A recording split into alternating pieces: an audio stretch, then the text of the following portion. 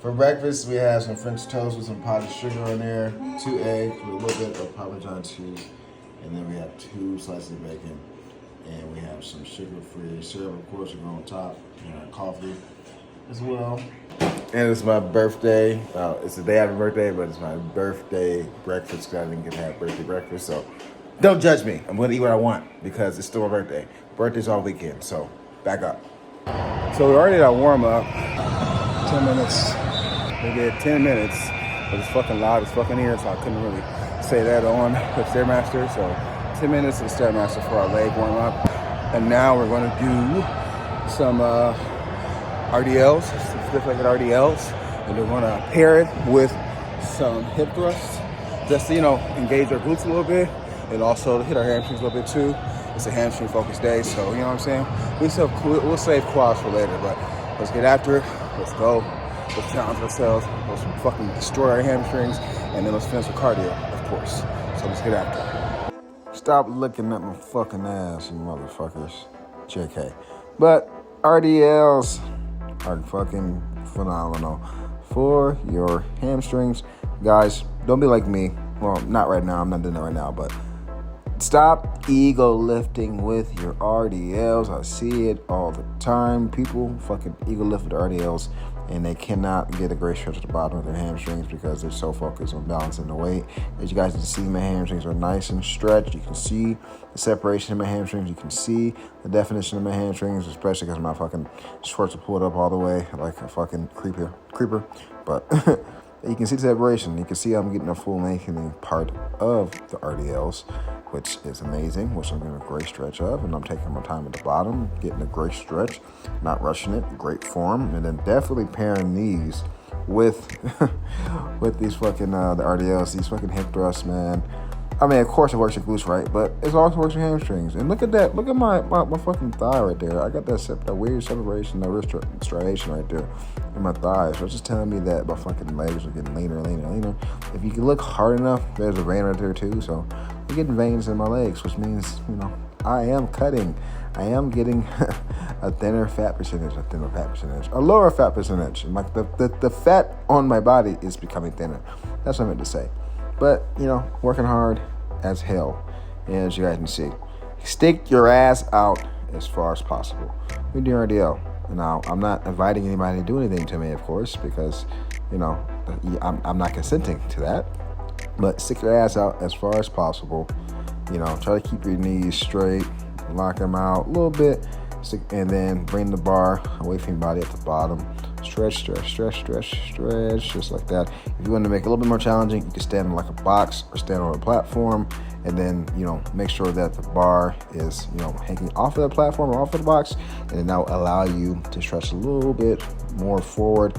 It'll give you a way deeper stretch of your hamstrings at the bottom than it would like doing the floor, because of course the floor is what gets in the way. The floor stops you from stretching all the way down and getting a full stretch. So you're going to do that to challenge yourself a little bit more to do that. And also I would recommend, if you were to do that version of RDL with like your feet elevated, get a lighter weight just so it's easier to control on the bottom, especially if you're planning on stretching all the way down as far as possible, so you don't lose your balance and the weight doesn't pull you forward and make you fall off the platform, because that would be embarrassing, that would hurt, that would be painful.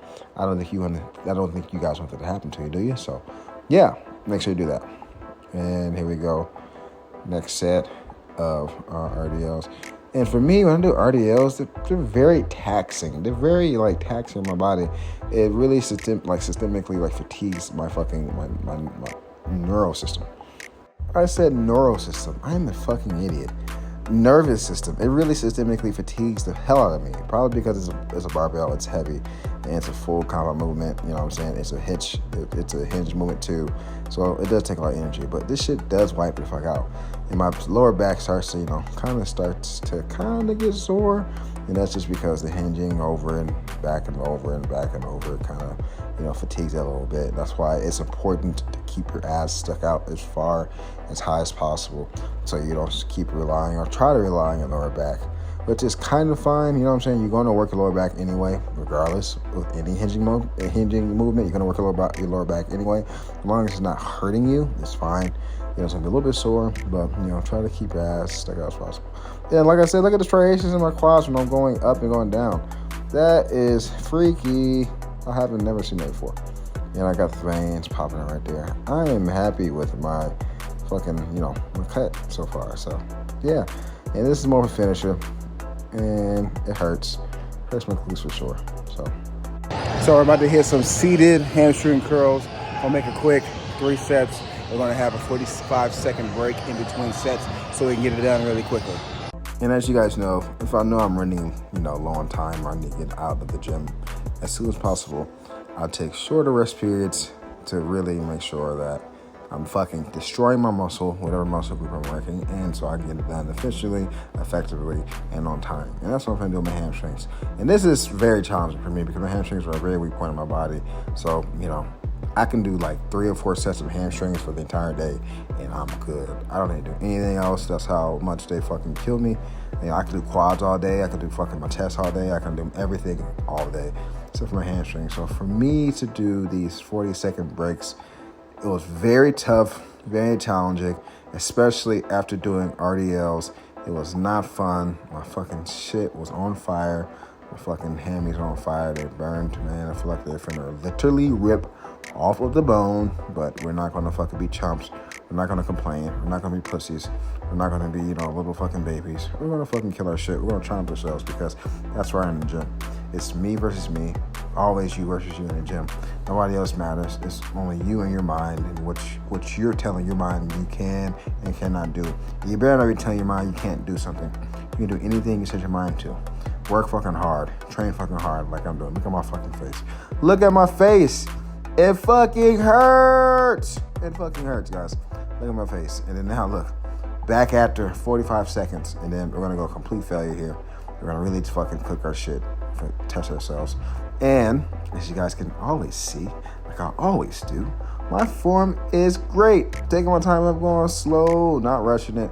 Allowing it to fully lengthen at the top. That's why I'm sitting there. 1, 2, 3. About 3 second negative. I can probably sit there a little bit longer.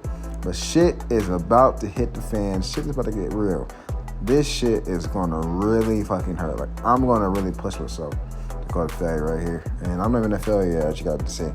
I'm about to get there in probably the next 2 or 3 reps. Because look at my face. I'm trying my best to hold it, and challenge myself. And that's what I'm going to do. Most people would have stopped where I stopped now. Like, it hurts really bad right now. Most people would have stopped there. They're like, all right, I got my fucking hamstring pump. I'm going to stop right now. But I'm not. Failure, failure, failure, failure.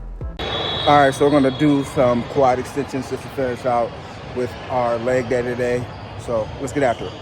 I was telling myself, you know what? I don't have to do quads today. My quads are very dominant. My quads are very strong. My quads are very nice. I can take a day off for my quads. I don't need to do my quad extensions. I can just do my hamstrings to call it a day, get on the treadmill or whatever and just leave. But then I just thought to myself, you're being a fucking bitch. You're being a pussy.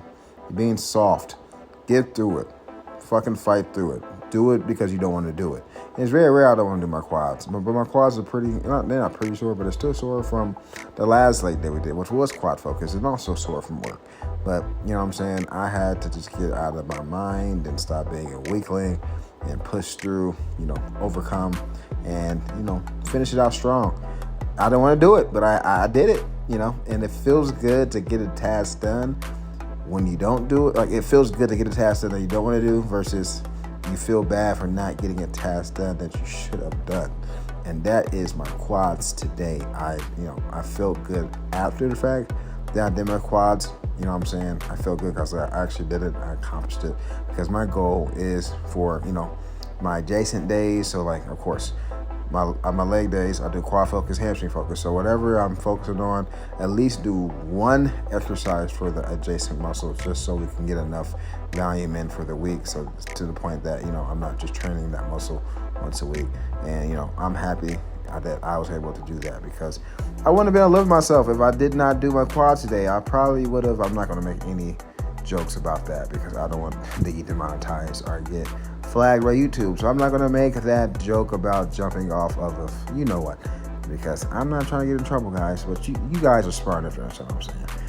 I just don't like having to face my mind, facing doubt, facing, what I'm saying, my mind telling me that you gave up. And as you guys can see, to failure we go. To failure we go. This shit fucking hurts. I look like a psycho. Ow. So we're gonna finish up on the Stairmaster again. All we got time for is 10 minutes, so altogether there's 20 minutes of cardio. And then I'm gonna try to go for a decent little walk, just to get a little more steps in, a little cardio in. But yeah, today's been quick, effective, and challenging. And as you guys can see, I'm drenched, so I kicked my own ass. So yeah, just over 10 minutes, so yeah, we're done. We're gonna have a banana and a protein shake after the gym, and then we're gonna actually go eat some food for my birthday. And as I mentioned before, guys, as you know, before I go eat, kind of junky food or food that, a little bit more palatable and tasty, I like to have me a protein shake and have me a piece of fruit or something like that, just so I don't overeat and so I get my protein in and my carbs and my fiber in, you know what I'm saying? So, like I always tell you guys, if you're going out to eat for a special occasion, make sure to consume something healthy before you go so you don't overeat. So, yeah. For my birthday, we had Indian, so I had some buttered chicken, some naan, and some white rice. And then I had some apple crisp with some ice cream. And then for dinner, we had some lasagna.